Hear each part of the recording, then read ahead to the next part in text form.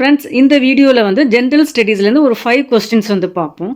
எந்த பகுதியில் சாம்பார் ஏரி அமைந்துள்ளது அப்படிங்கிறாங்க. சாம்பார் ஏரி அப்படின்னாவே நமக்கு ராஜஸ்தான் சமவெளி தான் வரும். எந்த பகுதியில் சாம்பார் ஏரி அமைந்துள்ளது? ராஜஸ்தான் சமவெளி.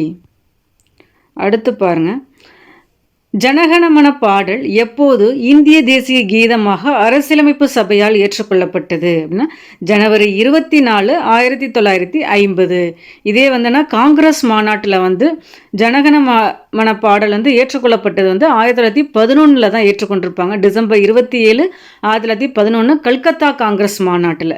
இதே அரசியலமைப்பு சபையால் ஏற்றுக்கொள்ளப்பட்டது அப்படின்னா 1950 ஜனவரி 24. அடுத்து பாருங்க, அடிப்படை உரிமைகள் எவ்வாறு நிறுத்தி வைக்கப்பட முடியும் அப்படிங்கிறாங்க. தேசிய அவசர நிலையின் போது குடியரசுத் தலைவரின் ஆணையின் பேரில் வந்து அந்த அடிப்படை உரிமைகள் வந்து நிறுத்தி வைக்கப்படும் அப்படிங்கிறாங்க. அடிப்படை உரிமைகள் எவ்வாறு நிறுத்தி வைக்கப்படும் அப்படின்னா வந்து தேசிய அவசர நிலையின் போது. அடிப்படை உரிமைகள் அப்படின்னாவே நமக்கு வந்து பகுதி வந்து 3ல் தான் வரும். அதை கூட வந்தோன்னா மகாசாசனம் அப்படின்னு கூட சொல்லுவாங்க.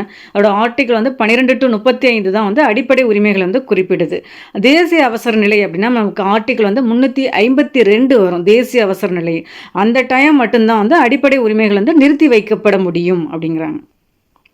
அடுத்து பாருங்க, இது ரொம்ப இம்பார்ட்டண்ட்டு. Doctor B.R. அம்பேத்கர் அவர்களின் கூற்றுப்படி கீழ்கண்ட சட்டப்பிரிவுகளில் எது இந்திய அரசியலமைப்பு சட்டத்தின் இதயம் மற்றும் ஆன்மா என்று அறியப்படுகிறது அப்படிங்கிறாங்க. ஆர்டிகிள் 32 தான் இதயம் மற்றும் ஆன்மா அப்படிங்கிறாங்க. Doctor B.R. அம்பேத்கர் அவர்களின் கூற்றுப்படி கீழ்கண்ட சட்டப்பிரிவுகளில் எது இந்திய அரசியலமைப்பு சட்டத்தின் இதயம் மற்றும் ஆன்மா அப்படின்னா வந்து சட்டப்பிரிவு 32 அப்படிங்கிறாங்க.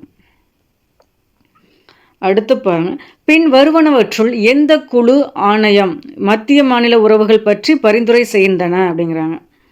இது சர்க்காரியா ஆணையம் வரும், புன்சி ஆணையம், ராஜமன்னார் குழு வரும். அதில் அந்த சர்க்காரியா புன்சி ஆணையம்லாம் வந்தோன்னா நடுவண் அரசு அமைத்தது. ராஜமன்னார் அப்படிங்கிறது தமிழக அரசு அமைத்த ஒரு ஆணையம் தான் வந்து ராஜமன்னார் குழு. ஸோ நமக்கு வந்து 2, 3, 4 மட்டும்தான் வந்து கரெக்டு. வெங்கடசலா ஆணையம் வந்து 2000 வந்து நிறுவியிருப்பாங்க. சர்க்காரியா ஆணையம் வந்து 1983, புன்சி ஆணையம் வந்து 2007 வரும். ராஜமன்னார் குழு வந்து 1969 வரும். அதில் மத்திய மாநில உறவுகளுக்குன்னு உள்ள பரிந்துரை செய்தது எது அப்படின்னா சர்க்காரியா ஆணையம், புன்சி ஆணையம், ராஜமன்னார் குழு, இது 3 தான் வரும். ஓகே ஃப்ரெண்ட்ஸ், இதில் ஒரு 5 கொஸ்டின்ஸ் வந்து பார்த்துருக்கோம். பிடிச்சிருந்தா லைக் பண்ணுங்கள். தேங்க்யூ.